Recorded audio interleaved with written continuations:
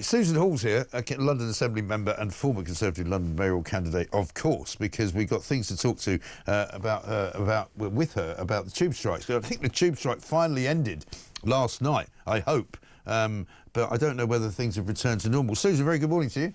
Good morning, Mike. Good morning. Goodness me, this government is bad, isn't it? I mean, it's about as bad as I can ever remember any government being in the history of time.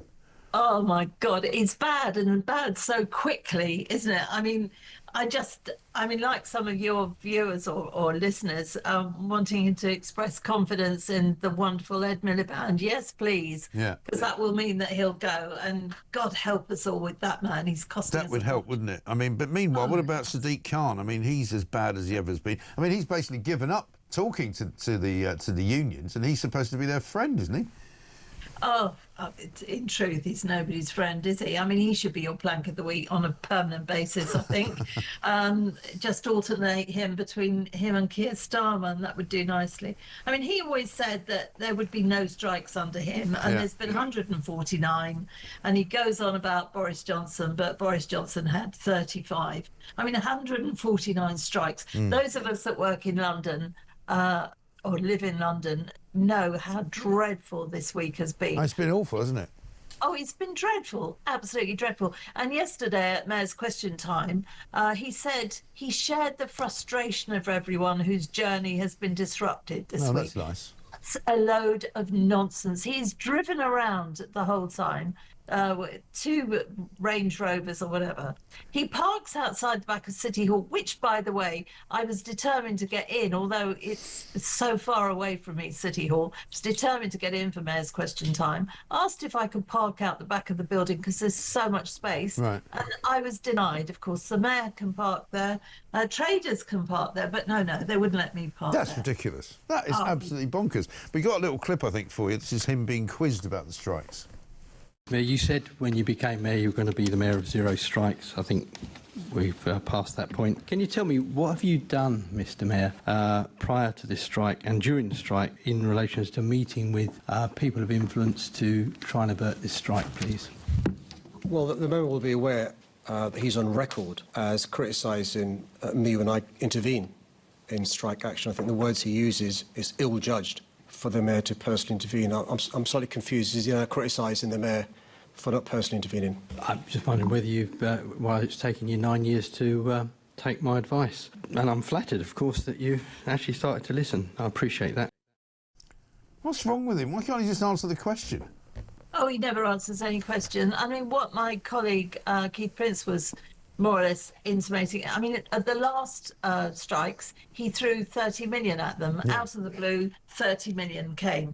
And of course, without any restrictions or anything conditions, on that, no conditions whatsoever, which was ludicrous. And I think it took TfL negotiators by surprise. And that's what he was alluding to there. But I mean, we're at a situation where tube drivers are on £72,000 and are being told it's not enough. We're being told that they want to go down to a 32-hour week and that they don't like starting at 4 in the morning or finishing at 11. Well, then don't do the job.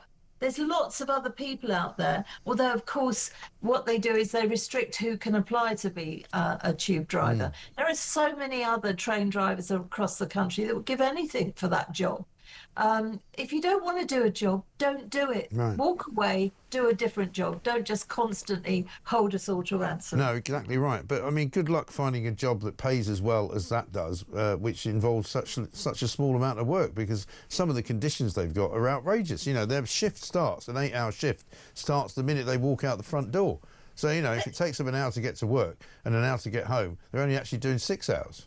Yeah, and I believe a lot of cabs are given to them as well. Yeah. And there's a video going around on the on social media with somebody knitting. I think. Yes, I've seen it. Yeah. Yeah, I mean, it's a crazy situation we're in now. Absolutely crazy. You want to look at their pensions, Mike. You and I would give anything for their pensions. Yeah, I'm sure. They also get free travel for not only them but somebody else in their household or who lives with them. It's ludicrous. I know, and apparently part of their new demand is to get half-price entry to places like Legoland and, you know, drag nights out in Soho. I mean, have you ever heard the like? They just hold us to ransom, and it has been absolutely dreadful trying to work in London. And I feel so sorry for all the businesses that have absolutely lost all their trade this week. Yeah, of course, absolutely right. I've got another clip here, which I think is you quizzing him about Metropolitan Police budgets. Have a look at this.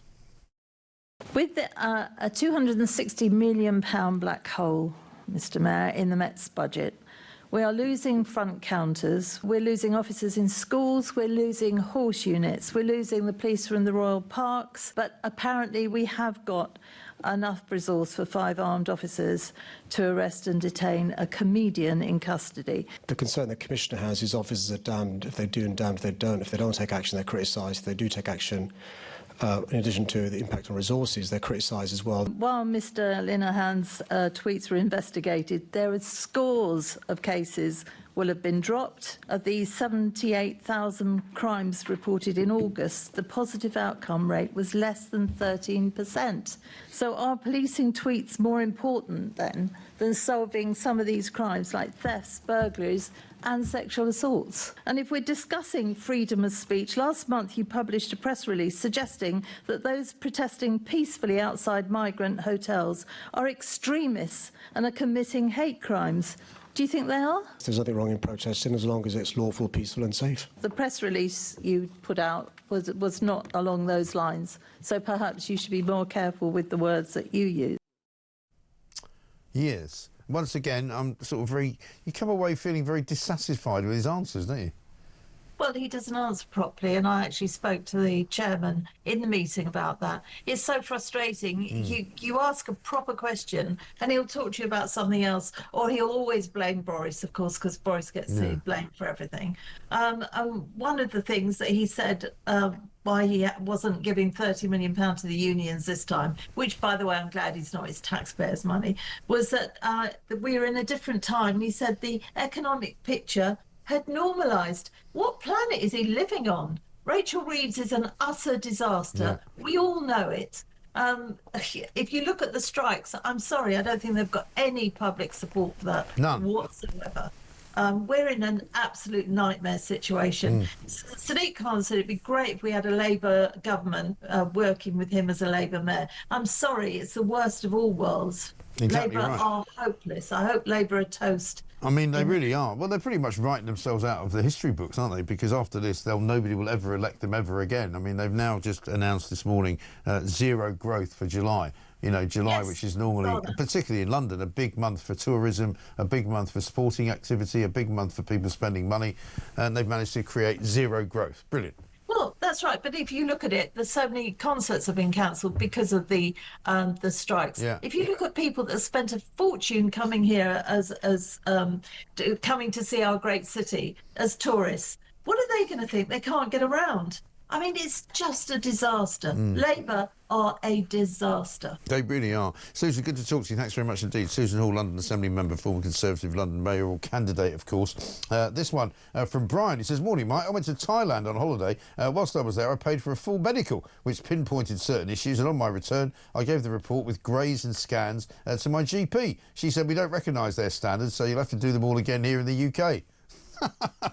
What was the point of me trying to help? This is one of the reasons the NHS is in the state that it is. Let's get a voice note from Elle. My brother-in-law died a couple of years ago. I've been my sister's next of kin. She's never driven, so I take her to her hospital appointments. She's waiting for 2 operations on her back, and the last appointment we attended in person at the hospital with the consultant was purely to actually have a physical signature to say she still wanted the operation. And I thought, well, they haven't even done a pre-op, so it was 2 hours of my time for basically, do you want to stay on the list? Ridiculous.